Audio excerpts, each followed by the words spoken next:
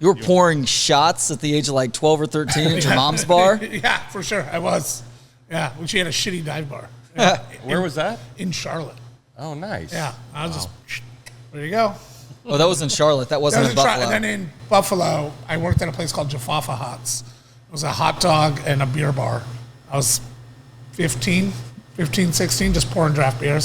See, I don't think I knew that, and that makes that track. I mean, it's because, well, I mean, I've always said it. Like everybody asks, it's like I like gym rats. Like guys that just like hang out in the gym all day long and just grind. Yep. I feel like you're like a bar rat. Like you just know it, you love it, it's in your blood. It's all I've ever done. I tell people all the time, it's the only thing I'm good at.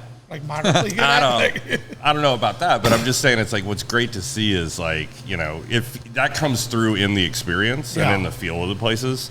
So it's awesome to see this place. Old Pal. We're sucking you in. Come to Lockhart. I know. So you guys, well, first off, Trey, let's introduce. Please do. We are in Lockhart, Texas, at Old Pal.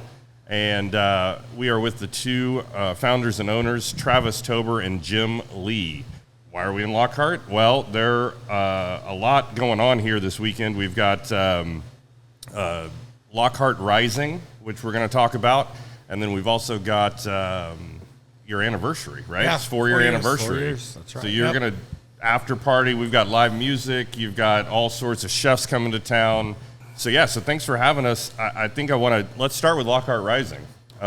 Is this the first year for Lockhart Rising? Second year. All right, and it's Daniel Vaughn. Mm-hmm. Daniel Vaughn, the Mill Scale guys, and me and Jim Lee. That's amazing. Yeah, we do the beverages for it, and it kind of started out as a funny joke. Because, like, a lot of us moved out here during the pandemic. We were just kind of sick of the Austin scene, all that kind of stuff. So there's a lot of like-minded restaurateurs and people and mill scales out here. And, I used to go in to, like, over a little trouble and be like, we're going to make it. Lockhart's Rising. Lockhart's Rising. I did it with everybody. We kept on going. It was kind of like we do shots, Lockhart Rising. Like, yeah, Lockhart's Rising. And then, Matt from Mill Scale hit me up and was like, hey, we're going to do a music festival. Do you mind if I call it Lockhart Rising? Oh, that's awesome. Like, yeah, man, that's pretty fucking cool, dude. Let's do that. Yeah. For those listeners out there, you kind of hear about Lockhart and about the kind of the flight to Lockhart from some that are ready to maybe slow down a little bit. But yeah, I mean, it is rising. You can just feel it out here. You come in, you just see, some of the new barbecue spots, the coffee spots, this place. It's a really, really cool, easy drive and a lot of fun stuff. So this weekend you've got music and chefs. What's the chef situation look like? I mean, the chef situation looks pretty legendary. So Mill Scale does this thing where they have ambassadors as chefs. So they use their grills, all this kind of stuff. And if you're not familiar with Mill Scale, I think one of the best metalworking shops that just focuses on live fire. Like, I literally call it the Yeti crowd. They focus on the Yeti crowd, right? You know what I mean? So it's like, grill's expensive over there, but it's handmade, right down the street. Everybody loves it. It looks cool. And they have a lot of chef friends. So they just like invite all these chefs as far away as over in Denmark or wherever that, like Sweden. Copenhagen, all that stuff. Yeah. So we got chefs flying in from around the world. There was 14 chefs last year. There's 21 this year. I mean, it's like the who's who of chefs. Like we got, I think Evan Leroy's out here. I don't even know the chef lineup. I know we got a killer music lineup. Well, I saw. I mean, you got. Yeah, I know some of my friends. Jesse Griffiths. Oh yeah, Jesse. Johnny Bates. Got a Rebecca Mason who always is at a festival out of Houston. Yeah, for sure. She's great. Yeah, Fluff Bakery's good. So I mean, talk about a fun day. Yeah. Come out here, probably sample and try all sorts of great food, and then. Just hang out, listen to good music. So who's the headliner for Headliner's Shane Smith and the Saints. Okay. The second year he's doing it. It's kind of a friend deal. You know what I mean? Sure. I had to. We got him a nice reso at Red Ash on Sunday. Oh, there you go. Or on Sunday for Mother's Day. But he's friends with the Mill Scale guys. He's friends of ours now. Yeah. And obviously an awesome musician that's kind of blown up. So. He'll be headlining it, and then again we roll over to here to the 40-year anniversary, where we've got Country Willie Edwards opening up for Summer Dean. Summer Dean's kind of blown up in the last year or so, being that that country, music artist going all overseas and stuff like that. And Country Willie, Charlie Crockett covers a couple of his songs on his new album. So he's like, nobody ever knows about him, but he's the most talented musician I've seen since like Mike and the Moon Pies, like out of Austin. It's just wild just to catch him live. Well, it's good to. It's in a town where I was driving in. I was listening to ESPN radio and talking about all the shows. I guess Tedeschi Trucks is playing at the Moody Amphitheater. The bigger bands are now hitting the town, and so it's kind of nice to come and find some of the up and comers in these smaller settings, and then you can say you saw them win. Exactly. Lockhart, we call it Far East Austin. Far East. I love that. So, and a little south. Travis, I know you and I have worked together. We've known each other for a long time, so I know a little bit about your history. But I'm interested, Jim. Where'd you grow up?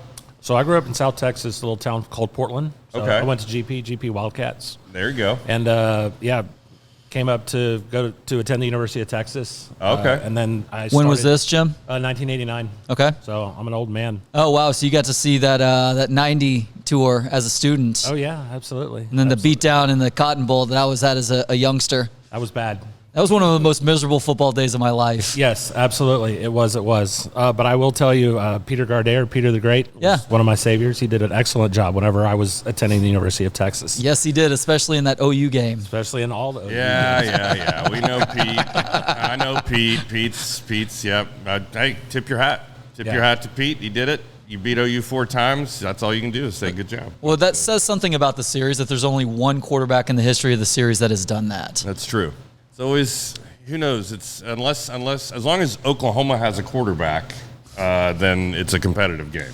As long as they're not kicking their winning quarterback out to bring the young guy in. Oh, like what happened with Jackson Arnold last year. Well, we'll see. I don't know. It sounds like Jackson Arnold's back. Everything from Auburn is saying that Jackson's going to be, the best quarterback in the SEC. These are my eyes rolling right now over the radio. So, Jim, you came to Texas in 1989, and how did that eventually transition into you getting into the bar and restaurant world? So I went into corporate hospitality. 1991, I started, was a line employee for years, and it really came down to the decision. I was a biology major. I was like, do you want to continue to go to school or do you want to get a real job? So I opted for the latter. Went into. Were you aiming for pre-med as a biology major? I wasn't aiming for pre-med, but I was doing more like lab stuff. Okay. I don't have surgeon's hands. I'm a big guy, so I wasn't going to be anything agile. So it just came to the point to where I went into corporate hospitality, worked for said company for 21 years, traveled a little bit, and then ultimately ended up back in Austin in 2010, and that's where I met Travis. And he was your entry point into Austin, my first boss pretty much? in Austin. Wow. Yeah, he was my first boss in Austin. The one guy that hired me, and then started over there at the Four Seasons, in downtown Austin. Yeah, they had at the time, Jim wanted, cocktails were kind of hitting. I was moving over from Las Vegas, and this was back in 2010 when you couldn't really find a good job because everybody was already working it, right? Like somebody would have to die for you to get on the, in a really good bar. I remember going into,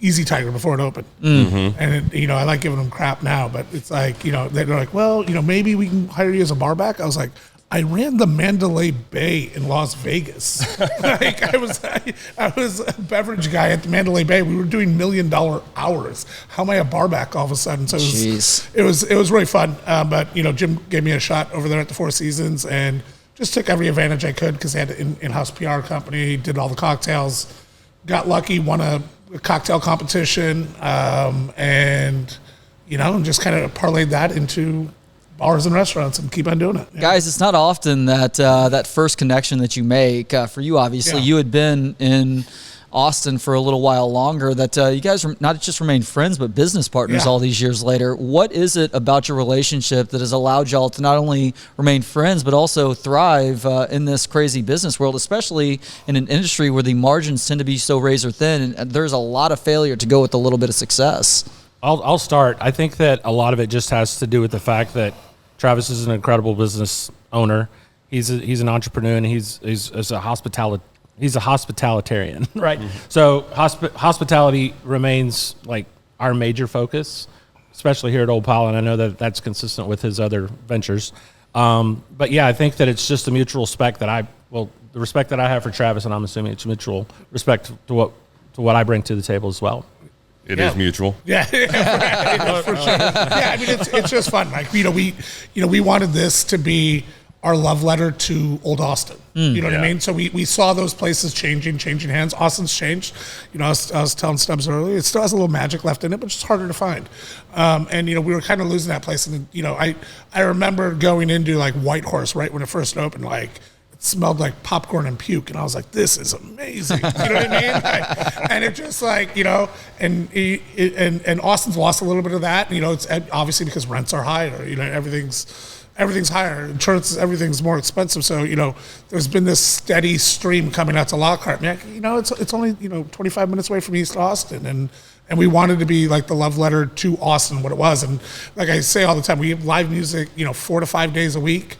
Our profit margin would be a lot better if we didn't have live music, but it was important to us. You know what I mean? Like, it's like, let's have a place for musicians. When we opened up in 2020, the pandemic was, it was still going on. And, there was displaced musicians all over the place. So it was really cool to see them play here. And, we've had some heavy hitters. We've had, Mike and the Moon Pies or Silverados played here. Del Watson, Summer Dean, this will be her second time playing. I walk in here sometimes and Del Watson's hanging out drinking a Lone Star. You know what I mean? It's kind of cool. It's like, it truly is like old Austin. Yeah. And you do have one TV. Yeah, so one you TV. can watch, so you'll throw the sports on. The sports will be on there, or it drives me nuts, but it's an AMC movie channel, like the old movies going on. Turner Classic Movies, baby. Yeah, but we'll do some sporting events for sure. Obviously, we're music and fried chicken focused, but but we're all sports lovers out here, and love to see it. Okay, so for people watching on the video right now through the At With Trey Elling YouTube channel, The Sport of Life with Trey Elling, if you just want to search on the search bar there, new episodes of Thursday Supper Club come out each week. People see you wearing a Buffalo Bills hat right now. Yeah. You do have Buffalo roots. You are a Bills fan. I'm a Bills fan. How many flaming tables have you been thrown through in your life? I've not been thrown through because I refuse. It's a flaming table to me is like Malort. Like, I'm not going to do it willingly. I've witnessed a lot of weird stuff at tailgates. It's been amazing. I try to get back for at least one game, if not 2 a year. And I go travel. I like going to Miami because nice weather. The fans suck. By the time the Bills are blowing them out, they're already leaving. We're all shaking our keys. You know what I mean? So it's just like, every year the Dolphins are like, this is. I'm like, it's not happening. Is there anything that Miami people are good at attending in person? Because I've heard the same thing about the comedy clubs there. Like, it is literally the worst place for comedians to go and try and perform stand-up because nobody's paying attention. Yeah. They're all getting coked up in the bathroom or asleep looking at who's sitting next to them or something. What's that? Or asleep because they're old. Or that. One of those three. Yeah, no, I mean, looking at raves. Am I actually feeling bad for Quinn Ewers? I think I am. In Miami? Yeah, he got drafted by him. Well, all the pressure's off. I mean, and he has an opportunity to play at some point because Tua Tagovailoa doesn't like to slide. I know, but no one's going to see him. No one's going to be watching him. People will be watching just on television, which is the best way to consume the NFL, in my opinion. He's got a couple of weapons there, so maybe he'll be all right. That's true. Perhaps. Yeah, we'll see how long Tyreek Hill stays around. How did you feel about the Bills draft? Oh, it was great. Like, it was kind of like, again, being a Bills fan, we always bitch about the draft. There's that viral video about the guy when they selected Josh Allen. Oh, yeah. What are we doing? We do this all the time. Now it's just like, 5 years later, 6 years later, where is he now? Yeah. Trust the process. We went. Trust the process. We went all defense. We got Josh. It doesn't matter who his wide receiver is. We've got Josh. It doesn't matter. He will get there. He will get the ball in there. I mean, I was counting down this year. He beat O.J. Simpson's rushing touchdown record. Oh, wow. Yeah, he beat that. And then he beat Thurman Thomas's rushing record. So he's now the number one leading rushing touchdown scorer in Bills history. Oh, crazy. Yeah. That's a crazy stat. That's a super. Because Thurman. Yeah, Thurman's great. Yeah. I mean, Oklahoma guy, right? Oklahoma State. Oklahoma State. Okay, yeah. He was with Barry Sanders in that backfield. Barry Sanders was his backup. Yeah. They never beat Oklahoma. But, So, yeah. That was a rarity for the Cowpokes. Listen, in Josh we trust. Like, that's it, man. I mean, like, that guy could literally shoot somebody in the streets of Buffalo, and we would all cover it up. So you're saying that he could tie another O.J. Simpson record? Maybe okay. Yeah. Allegedly. you got an NFL team? You. I don't have an NFL team personally. My favorite team is the Texas Longhorns by far, and I'm as big a fan, but my daughter's probably a bigger fan. She's 14, which is hard to believe, but she literally burns, literally bleeds burnt orange. Oh, that's You're raising them right, Jim. Absolutely. Well, we got to start them young, and so Longhorns, live or die. I've got season tickets.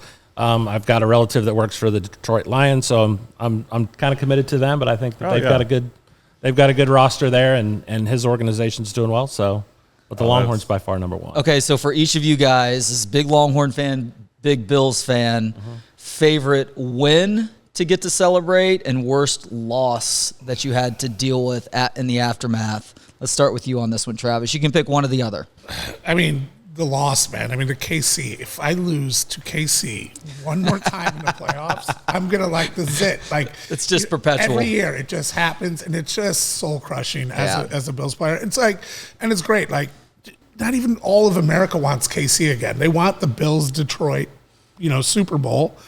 Oh man, and any win, anytime we beat New England, it doesn't matter how bad they are or how good they are. That always feels great. Yeah. Okay, Travis. I'm sorry, Jim. It's okay. I think probably my favorite win was sending Texas A&M whenever we beat them at home for the last time in the old conference, and then to have them back and then beat them this year those were both pretty significant. So, yeah, not an A&M fan. So anytime that we beat them, it's awesome. And it's still fresh. So I would say the toughest loss was OSU this year. I was there at the game, and it was tough getting down to the goal line and having first and goal to tie it. Ultimately, we all know what happened, and we had tentatively made plans to what we were going to do if we won, and so it kind of hurt. What about you, Brian? Biggest win? Favorite win, worst loss? Oh, man. My favorite win is 63-14, Rocky Kalmus, juking Chris Sims and scoring, and that was the middle of Red October, and that was the arrival of Stoops' teams, and when Rocky shakes and when Chris Sims just totally whiffs, and that was great. Still brings me to tears. Even more so than the national championship. Yeah, because it was, to be honest, there's just nothing better than being in the Cotton Bowl and see it, because we were just so ready for that moment. I completely agree from the other side of the stadium, too. So for the blowout to happen was just huge, and I was in school at the time, and it was just like, at that point it was kind of like, honestly, it's like, we ended up running the table, but even if we hadn't, that would have been the highlight of the season. Toughest loss, speaking of Miami, I was back to the Orange Bowl, and Mark Bradley's calling a fair catch, fumbling, losing to Leinart and Reggie Bush.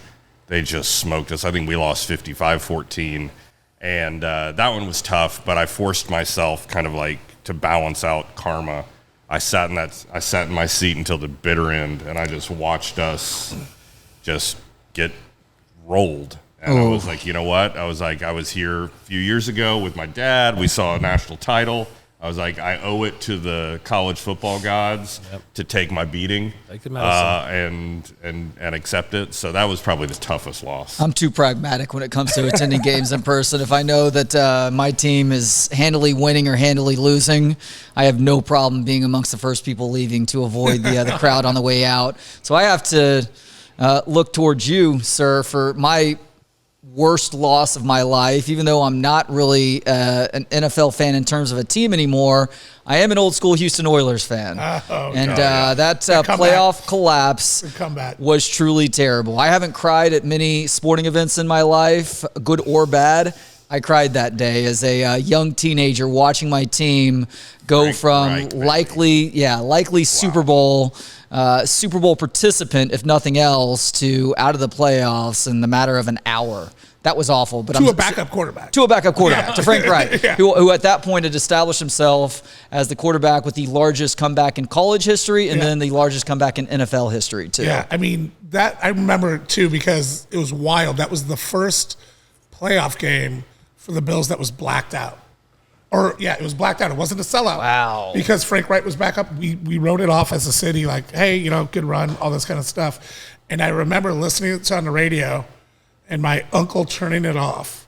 I'm like, oh, well, what are we going to do? And then just hearing like rumors of them coming back and then turning it on, and like it was like an old school moment. Like there wasn't apps, there wasn't 10 million TV stations. We're literally huddled around a radio. Yeah, there's no game cast. There's no game nothing. cast. It's Like you have to imagine everything. Yeah. And it was just absolutely magical. It was just like, and I didn't, when you're younger and, that was the, 40 years of the Bills just dominating, you're like, oh, we're going to do this forever. You know what I mean? Like, and then, 1999 with the Miracle, Music City Miracle comeback, we were in the playoffs again, and we didn't know that we would have a 17-year drought or 18 years drought of not just going to the playoffs. Is it really that long? Yeah, it was that long. We didn't go until until it was Josh Allen's rookie year, but he didn't play. Who was the quarterback then? Was it Trubisky? Yes. No, I forget who it was. I'm blanking on my it. Bills. I think it was Tyreek. Comeback history. Yeah, maybe. Tyrod Taylor? Yeah, Tyrod Taylor. Yeah, it was Tyrod Taylor. Yeah. That's right. He got us there. And then, then the Bills drafted Josh Allen next year. And then he played halfway, and then he got hurt, and then Josh Allen came in, and we were all just like, oh, it's backup. It's backup. We'll see what happens. And then, because, the guy came out of Wyoming. Nobody knew who he was. You know what I mean? Like, yeah, but he did come out of Wyoming fully formed. Yeah. I mean, like, I remember watching him in Wyoming, and I was like, this kid can play ball. He's a massive human. Like, he reminds me of a speedier John Elway. You know what I mean? Like, a speedier John Elway. He's got a lot of Elway characteristics. You remember that Elway when he got hit in the Super Bowl and just did that like helicopter spin? You know what I mean? It's just, speaking of Elway, man, did you see that sad story? His agent that is awful. Passed away. Yeah, driving a golf cart. That's like just nightmare fuel. Feels so bad. The darkness in me wonders how that could have possibly happened, and I don't want to take it much further than that. But it's like somebody doesn't just fall out of a golf cart like that. But what happens is this: you hop on the back, you're running, you hit a hill, you hit a bump, you fall backwards, you hit your head, you're drunk. Middle of the night. I think that's what it was. It's just like I think it's just freak accident type stuff. Yeah, and it's like damn, it's like just gone. But sorry to bring it down. Oh no, you're come fine, on, Brian. I'm gonna bring it up a little bit because I'm selling Lockhart here. Yeah, please do. Golf cart's legal. We are a golf cart community. No. Don't die. Oh no! On the city streets. On city streets. Oh boy. Yeah, on city streets. So it's still better than the pedal pubs that are all around downtown Austin right now. Yeah, I was gonna say, when's the Old Pal mobile golf cart? I'm trying to I have this idea that I want to do barbecue tours down here in golf carts because they're all golf cartable. Travis, your ideas are like they're so good and they happen so quickly, and you're gonna pull it off. I know it's gonna be a whole story about how skip the line. You know what I mean? Like the ATX. The food tour stuff. Yeah, the food tours. Just skip the line, come in and out, man. Charge everybody $150. I mean, if you need a golf cart driver, maybe that's it, honey. We might be moving to Lockhart for me to drive a golf cart. I know. I'm going to get you here somehow, right? It's the golf. Well, you got me here today, which is good, and it's exciting to be here. You're known as a guy who is all about handshakes and high fives, speaking to the hospitalitarian. Is that what you said earlier? I love that term. Well done there. But you are also, as Brian just said, known for not only having good ideas, but also implementing those things too. A lot of people have ideas. It's hard to be self-starter enough to make those things happen. What is the key in turning those things into a reality, Travis? I'm a Taurus. I'm stubborn as hell. Like I'm going to keep on doing it until it works. Okay. I'm lucky that I have like people like Jim and my managers at Nickel City and stuff like that. I'm an idea guy, and a lot of times I don't. I think we were sitting in that office one day and we're like, I think I'm going to turn Nickel City into Moe's Tavern, and you're like, this could work. And then somebody knew a guy who did signs, and then it just turned into this great relationship with him. And then I was on like Fox and CNN all in the same day when we turned it into Moe's Tavern. Now I have Bill Oakley and coming out doing food things, and it's just like being a kid and seeing his name. I literally was in Portland eating fried chicken with him, a week ago. Oh man! And it's like, 15-year-old me, 14-year-old me is like, you have Steve Christie, the legendary kicker for the Bills, in your phone. Like, you know what I mean? Stevie Johnson is a friend. And it's like, we're texting during games. I'm like, this is wild. You know what I mean? Wow. But, it's fun. Just like, everybody's a normal person. You know what I mean? Everybody's a normal guy. Well, I was going to say, I think that's the best part. I mean, it's like we met in a bar. Like, it's like I think that's the thing about hospitality, which is so cool. It's what I've always loved about Austin is, like you said, Dale coming in here and having a Lone Star. Sitting in Austin, sitting in a place, and you don't know who's in the building. But if you're just like chill and paying attention, and especially if you're working there, it's like just take good care of people, and you never know. Just treat them like a human. You never know who's sitting at that table and what they've done and how cool they are, and maybe they need somebody to come private bartend a party, and then you meet. It's like it's just it's scratching the layer. Scratching the surface just a little bit. And all of a sudden, the world just gets super cool. Me and Jim, and especially Jim, has stories for days of old school Four Seasons. Oh, man. Yeah, it was just like, what just happened? Like, Jimmy Buffett started playing a song one day, and I was just like, what the hell is going on? Yeah, we were in there. I think you were still there, Jim, but like Jimmy Buffett and his whole band stayed at the Four Seasons for 10 days straight. Also, the greatest human, nicest person I've ever met is Jimmy Buffett. Like, knew my name, drank tequila, tipped huge every time. Have a drink, tip $100. It doesn't matter. That's good to hear for somebody who charged $80 for T-shirts at his concerts. That he actually is a nice person too. Cash flow down to 10. I was going to say it's like paying it forward. Paying it forward. Buy the T-shirt and help your bartenders out. He's hanging out, and our house band is playing, and they had to call him. They didn't know Jimmy Buffett up there. They started playing Margaritaville, and he looked at me. He's like, "I got this," and he went up and just tapped him on the back of the shoulders, like, "Hey!" And he jumped in and started singing with them. You know what I mean? Everybody's cameras went up, and it was again, a different time in Austin in 2010 and 11 when Four Seasons was the only luxury hotel. There wasn't all the Thompson and all this. Now we're so many awesome, amazing hotels down there, but it gets spread out a little bit. But South by Southwest, oh my God, it was 15-hour days, and just like I got Owen Wilson eating olives out of the garnish tray. Yeah, and, I got Kenny Powers, who's also a cool human, just drinking tequila and Bud. Danny McBride, yeah, this is great. Yeah. So you guys overlapped with Todd Duplichin? Oh yeah. Yeah. Todd's a good friend. Yeah. He was executive sous whenever we were there. He went over and opened Lenoir. I think that they're doing great. He and Jessica just had their wedding anniversary. Yeah, I saw that. Yeah. No, they're awesome. Well, it's just, again, it's, I was talking about this off air a couple of weeks ago.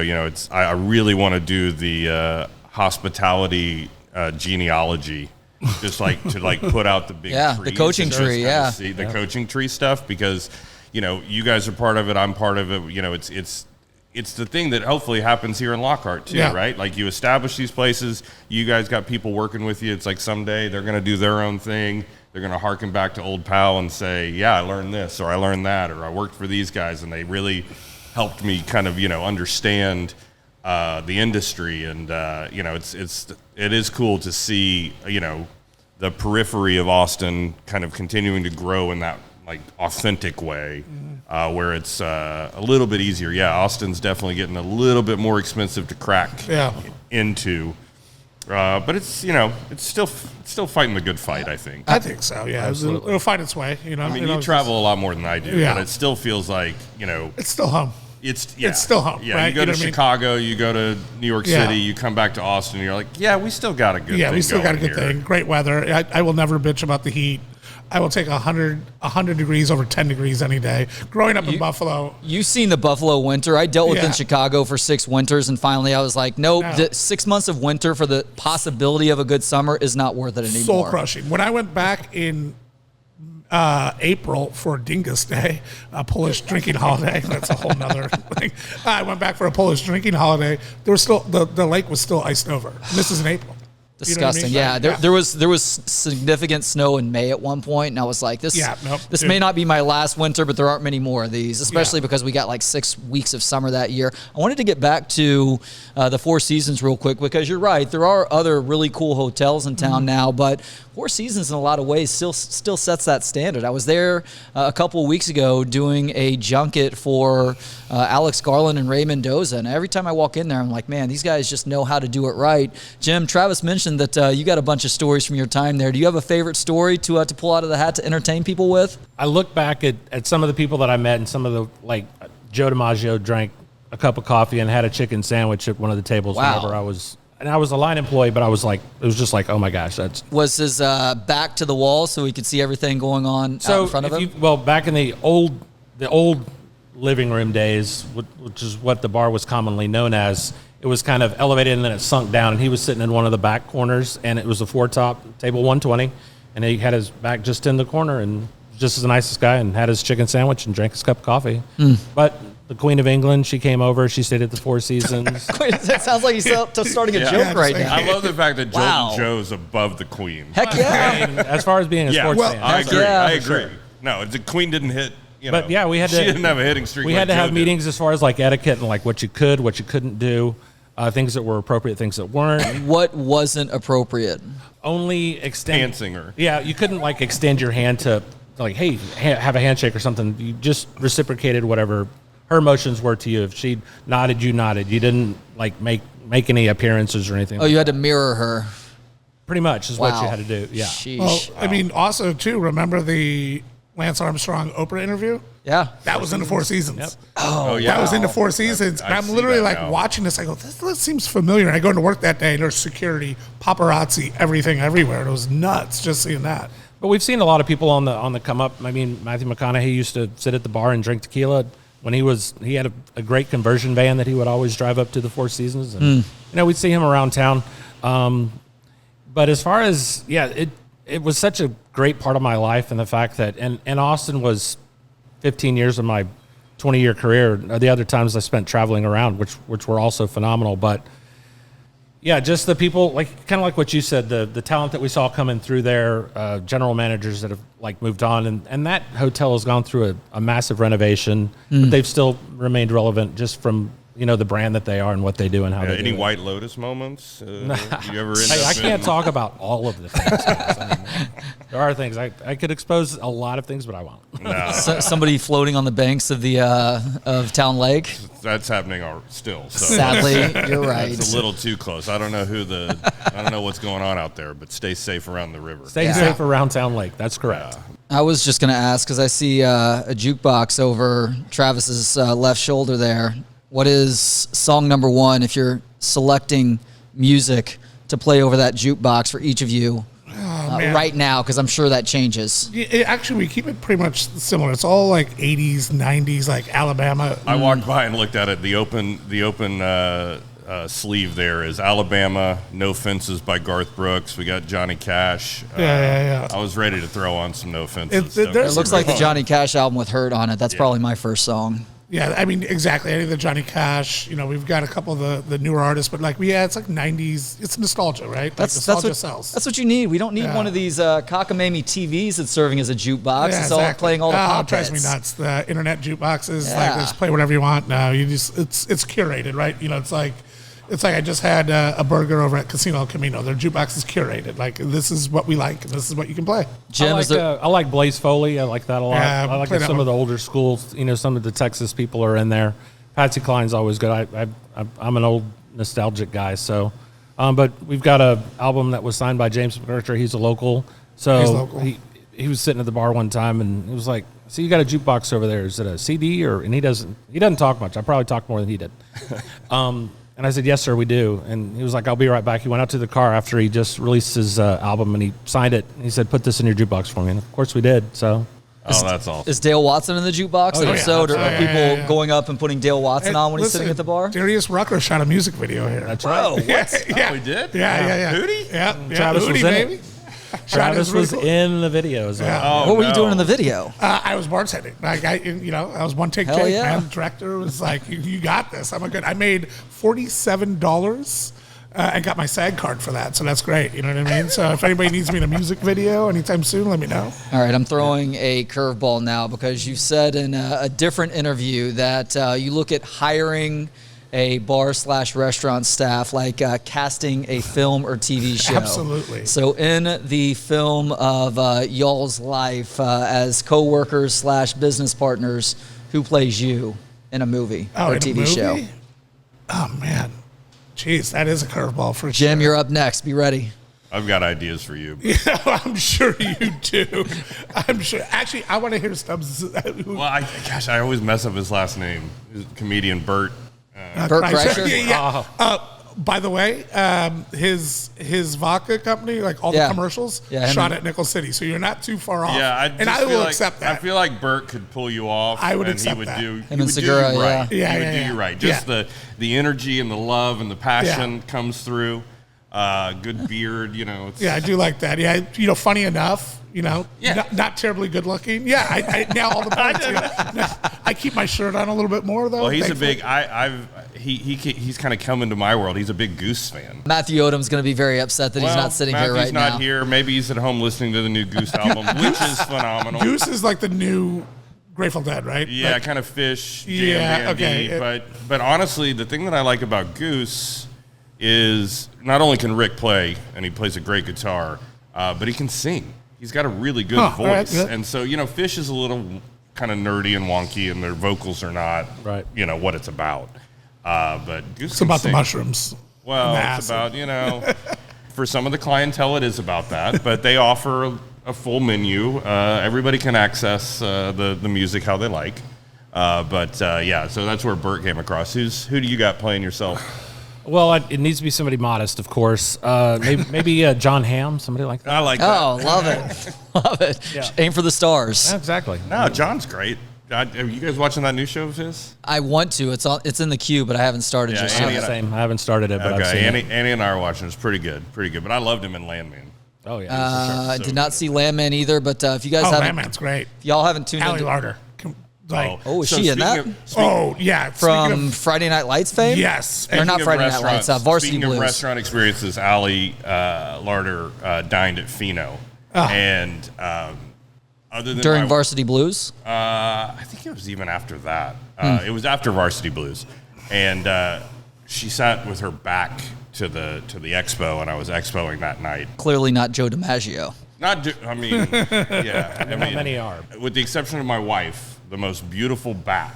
Just like she had this open dress on. It was just like, I was like, that is a movie star. Like when you see movie stars, you're like, that's why they're movie stars. They are just better looking than all of us. Yeah, exactly. I mean, I was like, this is my teenage crush, like in Grown Up form, and it was awesome. Yeah, the whipped cream bikini. Yeah, everybody has that, right? Yeah. For our Although generation. you got to see one of your other teenage crushes not too long ago, didn't you? Who was that? Jessica Simpson. Oh yeah, Jessica Simpson. Yeah, because we did the Willie's. We did the cocktails. Murray's did all the cocktails for Willie's thing for Luck Reunion, and she was backstage and she was pretty. Still got it. Lots of pretty people out there, but if you're not pretty, you can host a radio show. Yeah, but I was like, be on a podcast. Well, and I meant to say this earlier, Trey. I know you want to get back to something, but with the radio, you were talking about the radio call and listening to the Bills game. One thing that I wish we had more of is, especially with online, it's like radio archives. Like I would listen to old games with home play-by-play. Like it's like you've got some of it on YouTube, but it's like, man, I wish people would just put them out and listen, because I'd listen to old Texas football games, OU football games, just to hear it and see it. It'd be a great. Yeah, I mean, Buffalo Sabres had Rick Jenneret for years, and just like his play calling, like during the McGillney years, and Pat LaFontaine. Every time he scored, you get pumped up, just hearing it. Like in Buffalo, we would go to the games, to the Sabres games, and listen to the broadcast and watch the game, because there's nothing better than home radio calls. Yeah, there just isn't, and it's like that's what I love about the MLB app, when you can lay it on top of the video. Like I'll watch a Cubs game with the score on, because it's just like Pat Hughes. Like that call. I do the same thing with OU football. Like I listen to Toby Rowland, and that's what I listen to. And like my kids come downstairs and they're like, why isn't the sound on? I was like, well, because I'm listening to Toby and Teddy. Like I want to hear. You can only hear Joe Buck so many times, right? And don't get me started on Chris Collinsworth. That guy. Yeah. Like the worst broadcaster. He is obnoxious, and one guy that I'm so thankful that we don't have to listen to him anymore, because he does all Big 12 games, is Tim Brando. Tim Brando at some point went from a good play-by-play guy to just a colossal POS. There are a lot of people that have gone after him on Twitter that have blocked him now. I don't normally brag about getting blocked by people. I am one of those people, but he has clearly cashed it in. He does not care to put the work in anymore. He is relying on roster sheets in some cases, but he's just relying on letting other people do the work for him. They're just getting it wrong and not really caring one way or the other. Yeah, There are a lot of people like that right now, unfortunately, especially a lot of those super established guys. That's why it's really cool to hear that for you guys who have obviously put a lot of work into this, to hear y'all talking in other conversations about continuing to work hard, continuing to grinding is the key to success. There's no magic formula. Yeah. It's continuing to work harder than the people around you to make sure that you not only remain relevant, but you get ahead in the process. Yeah. Well, and you just want to hope, talking about like nostalgia and like, so like Mike Patrick passed away, voice of ACC, like Big Monday, it's like, you want to see these new folks coming up, but it's like something about the environment has shifted where it's like, maybe they don't have the opportunity, or maybe it's all about the ad read and it's not about the storytelling. It's like, I'm sure it's hard, but it's like, how do you get that next wave of voices? I think Tom Brady's going to get there. I like Tom Brady as a broadcaster right now. I think he's good. He started out very clumsily, but he got better throughout the season. Yeah, I feel like he's gotten a lot better. Yeah, it's like podcasts or like anything. If somebody's got an annoying voice, I can't listen to it.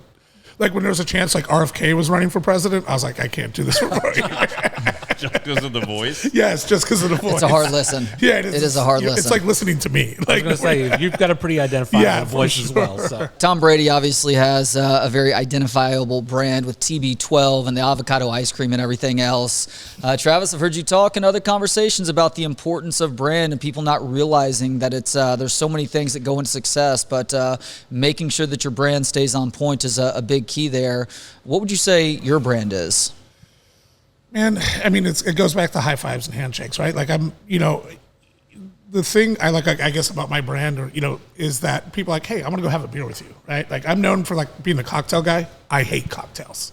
I literally hate cocktails. I like shitty beer. I don't know if I can say that, and good tequila. So it's all about ordering appropriate and taking care of people and reading what they want. Not everybody wants it. Like James McMurtry comes in here, a pretty famous musician. We know he likes to be left alone. He'll drink his Bush NA and he'll eat his food and that's it. And we kind of defend people from talking to him or stuff like that. And, just do you have to beat people off sometimes that are getting a little bit starstruck? Like, is that James McMurtry? Like that? And there's some people that come in here, but it's just about identifying what people want. Yeah. And molding to that, right? I say this all the time to people and to my employees. Nothing makes me happier than taking care of people. Like, you know what I mean? Like planning something or doing something over the top, or, you know what I mean? Like we hand squeeze every margarita here. Like it's not efficient and it's not cheap, but we do it because it makes I think the best damn margarita in Texas. People pay attention to that little detail too. For Jim, what about you? Brand ethos. How do you like to think that people are looking at you and seeing whenever they are around you? So this is my first venture into ownership. So a lot of people were like, "Aren't you scared?" Or I was like, "I don't have time to be scared. I've got to work to make sure that it's going to be successful." And the way that I look at it is, it's the employees that work for us. They're the ones that are delivering it and making sure that they have everything that they need. So just being a team player, and really trying to identify those people that are looking to do what I'm doing, because when I leave or move on, somebody's going to need to take my place. So just kind of like you said, having that lineage, that tree, what's the next generation going to look like? What can I do to influence them, make them want to do what I and Travis do? Because like Travis, I love providing entertainment or hospitality to people that come into this place. I want to make memories. I want them to remember, the burger that they had, or the margarita that they drank, or the beer is ice cold, or the smile that they get when they walk in here. There's stuff like that. Well, and it shows up. We talk about this every week, right? How hospitality and sports, kind of that Venn diagram is there. Brand and culture, right? You were talking about the Lions, like Dan Campbell came in. Yep. He changed the culture, and what happens? They start winning football games. Buffalo's got a culture, and they found it. They got back to it. Now, granted, it takes the right people, right? You got to draft a perfect storm. But it's out there, and you keep doing it to try and make sure that you can win win games. Well, a lot of people in leadership positions, and this bothers me to no end because it is so counterintuitive, are afraid of surrounding themselves with people who are really good at other stuff, even if that outshines you at times. But that's how you get ahead. You surround yourself with A-plus people and people who have greater aspirations than whatever that current position is, because they're going to work their butt off to get to that next point. In the meantime, you can kind of elevate the overall cause as well. Yep. Yeah, no, I agree. Yeah, work smarter, not harder. Hire more talented people than you. Scrooge McDuck, buddy. Classic quote right there. Well, I think that's a great sales pitch for Old Pal. If anybody is in the Lockhart area. And Lockhart Rising. And Lockhart Rising. I was going to end with that. Y'all talk a little, just one more time about Lockhart Rising, what everybody can expect out here this weekend. It's just a kick-ass local music fest that was put together by truly friends. Like, that's it. And it's supported by the community. We've got the people from Austin coming out here. You know, it's a friend deal with Shane Smith and the Saints. And we've got, you know, like Summer Dean is taking less money just to play Old Pal. And, you know, everybody just wants to see everything succeed. And we're going to throw down like amazing food, amazing cookware, music, beverages. It's going to be awesome. It's going to be really fun. Yeah, it's a great community event. I guess that's the biggest thing to say is, you know, it's putting Lockhart on the map, and even in a bigger way, the culinary aspect, the beverage aspect. Just it's a gathering. There's going to be maybe 1,500 people out there, and it's just going to feel like a small town event with great big things happening. And you guys control the weather too?